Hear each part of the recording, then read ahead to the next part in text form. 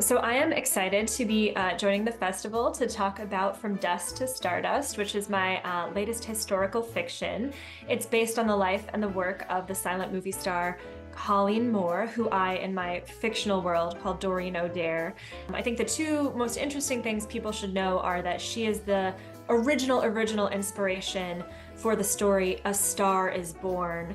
And then she also is the visionary behind this 1-ton miniature fairy castle that is housed at the Museum of Science and Industry here in Chicago. I always think a lot when I'm beginning a project about structure, and I tend to think of fiction in architectural terms. As someone who writes, essays and nonfiction, poetry and fiction, novels are the most architectural form. I really do think of it as a journey. So I always outline.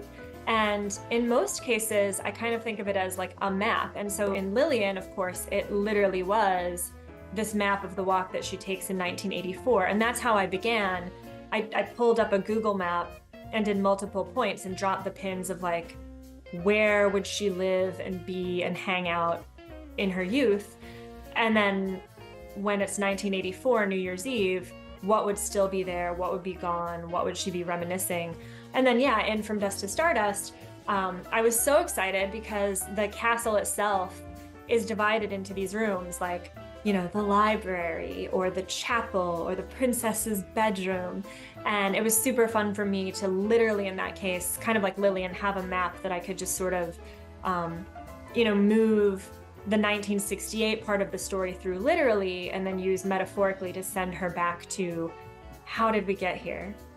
I find myself writing a lot about women of the past who maybe didn't get their due the first time around, or who, if they did get their due, were not completely appreciated. Lillian, for one, is someone who I really related to because I think I'm a pretty funny writer. I think I'm serious and I think I have gravitas, but I love funny things. The thing that struck me about Lillian Boxfish, my character, and Margaret Fishback, the real woman, she is the one who essentially invented humor in advertising. And prior to Margaret Fishback, there was this belief that you wouldn't mock a product. And so she was like, no, we can do it. We can joke about the product without making anyone feel dumb.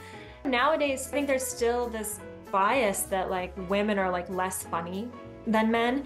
And I abundantly don't find that true. So I love writing about women like Margaret Fishback / Lillian Boxfish, or, Colleen Moore / Doreen O'Dare in my telling, who was an amazing comedian. And I think you still see that even in, the Oscars and in Hollywood, where there's this belief that dramas are better. And sometimes they are, sometimes they aren't. I think, watching a comedian like Colleen, who's just so physically gifted and who uses her humor to like, honestly, like some of her movies remind me of the Barbie movie, where it's just like making these same points over and over of like, you want us to be this, you want us to be that, we can't win. Just so relevant. So I think that's why I'm especially drawn to that kind of material. Like women are funny, and funniness is a really useful tool to understand the world.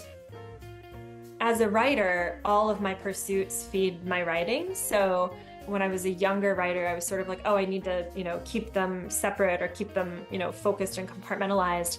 And now, for whatever reason, I feel like they all feed each other. I can write my poem first thing in the morning, and then somehow just that act of getting the gears going doesn't take away my energy for working on the novel, but it sort of just like warms the engine up, and then I can like keep going. I do this other thing called Poems While You Wait, which is typewriter poetry, where I and a bunch of poets bring our typewriters to a public place.